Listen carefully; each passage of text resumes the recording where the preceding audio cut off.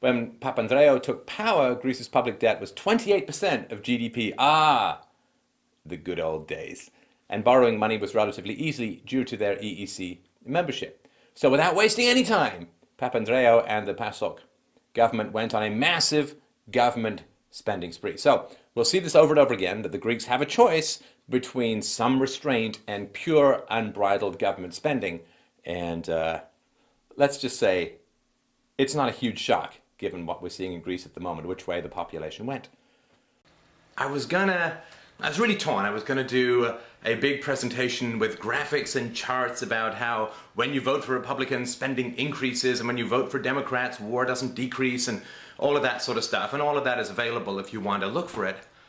But I ended up not doing that, and I wanted to speak to you just soul to soul, so to speak, to hopefully get you out of this mad delusion and self-abuse called voting. And the reason is that you don't want to vote. I'm going to tell you, you don't want to vote because of the facts. The facts are that voting means nothing. It's worse than meaning nothing. It encourages participation in a coercive and destructive system. It gives sanction to evil. And people have been voting for a smaller government for decades. And Greece, of course, just going completely insane. You can see here there's quite a lot of convergence. The socialists get in power, government spending. And remember, the Greeks had a choice between fiscal restraint and fiscal splurging, right? They had a choice. They have consistently had a choice between people promising them something for nothing and people offering them rational restraint. And which way have they gone? I think the graph shows you. So you don't vote because you think that voting will set you free or restrain government in any kind of way, because you're not an idiot. I mean, I'm going to speak to you as an intelligent, aware, brilliant human being, which is, if you weren't, you wouldn't be watching this. And so I'm not going to give you facts, because facts would be insulting to you. Facts would be to indicate that you are unable to process the basic reality of the world that you live in and the historical evidence of the futility of trying to restrain an agency of violence like the state by begging for crumbs from the table or favors. In 2010, about 40% of Greeks did not pay any tax. And about 95% of tax returns were for less than 30,000 euros a year. Massive tax evasion costs the state budget 20 to 30 billion euros a year, which is 2/3 of the deficit for 2009. So there's an example of swimming pools in Athens. So swimming pool is an indication of wealth, if you're Greek, of course. And the Greek revenue uses them to try and figure out whether you're being honest about your taxes. So in 2009, only 364 people said that they had pools at home. Satellite photos revealed that there were almost 17,000. Wait, 364, 17,000. Yeah, I think that's higher.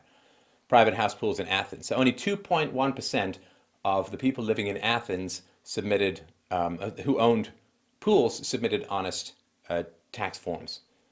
And I mean, want free stuff, won't pay your taxes, and then you're going to whine about the bankers? Are you kidding me? Whine about the bankers? It's not the bankers, people. Look in the mirror if you want to know why Greece is in trouble. Greece's debt to GDP ratio, what can I tell you, right? So from the 90s, they got into the, it was also ahead of time. Like if they knew they were going to get into the, if people knew they were going to get into the euro, then they lent them advantageously, knowing that they were going to basically have a lender of last resort who was going to prop up Greece when Greece couldn't pay its bills, which is, of course, exactly what has happened. So they bet correctly. When other people hold control over your currency, this is why voting is so completely ridiculous, and the idea that one or the other makes any kind of difference. The real power is in the people who have the power to collapse the currency. Not because the political leaders care about the individual taxpayers, i.e. you, but in the same way that farmers don't like it when somebody shoots their livestock, right? It's just, well, it's less meat and milk for me, right? So they want to keep the economy going because in the same way that a parasite, your intestinal parasites really want you to keep living because they like feeding off what you consume. So the control passes out of the hands of the political leadership, and they become responsive really only to those who have the foreign holdings, who have the power to snap their fingers and collapse the economy. So the idea that if there's any kind of democracy that's representative by the people, it's like expecting the farmer to take decisions on a collective vote of his livestock. It simply doesn't work that way.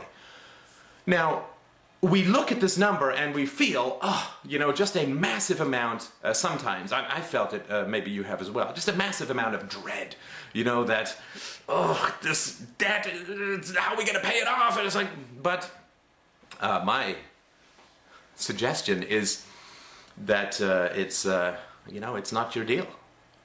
It's not your deal. I mean, it's really important to shrug this stuff off, right? I mean, it's like this Catholic conception, there are other religions that have this as well, of original sin, right? Because Eve listened to a talking snake and they all ate a fantasy apple in the brain of God, that you are somehow nasty, bad, and evil, and the Pope has to spit on your eyeball to make you better, or something like that. I may not be right on the details. But it's not, I mean, you shrug that stuff off. It's just a fairy tale, it's just a fantasy, it has nothing to do with you. And because it is a fantasy, it is only sustained by our belief in it, right? Like religion, like the state, like a lot of other things, which you have to get into here. The fantasy is only sustained by our belief that it's not a fantasy. So the fantasy is that we somehow collectively have this debt. And it's not true at all. We don't have this debt. We didn't choose the debt. We didn't vote for the debt. It is not something that we never put pen to paper in a contract, you and I. And you know that voting is a pitiful plea. It is a beg.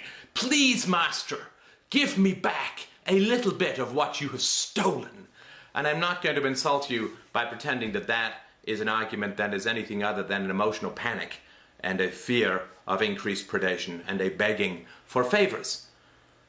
The reality of the state is that they'll take whatever they want from you because they have the guns and the jails and the military, and that they will attempt to bribe you to get you to participate and give them moral sanction for their theft by getting you to participate in a system that allows you to choose this, that, and the other. Of course, you can only choose your master. You can't choose not to be a slave, which of course is why the whole thing is so patently ridiculous. If the creditors come to the slaves and say, you're responsible for these debts, come on. The slaves have every right to tell him where to go. A long walk, a short pier is involved, if I remember rightly. If your slave master goes bankrupt, you're not responsible for his debts. Even if your slavery, or you could say, especially because it was your slavery, he was selling your slavery into the future. Right? He was selling your slavery as collateral into the future. The debt has nothing to do with you. The debt has nothing to do with you, any more than original sin has anything to do with you. You haven't put your John Hancock on any pieces of paper. You haven't entered into any contracts. All you are is a passive pawn of economic collateral, like the mafia, borrowing money based on the future protection money they're going to extract from the innocent through the threat of capped knees.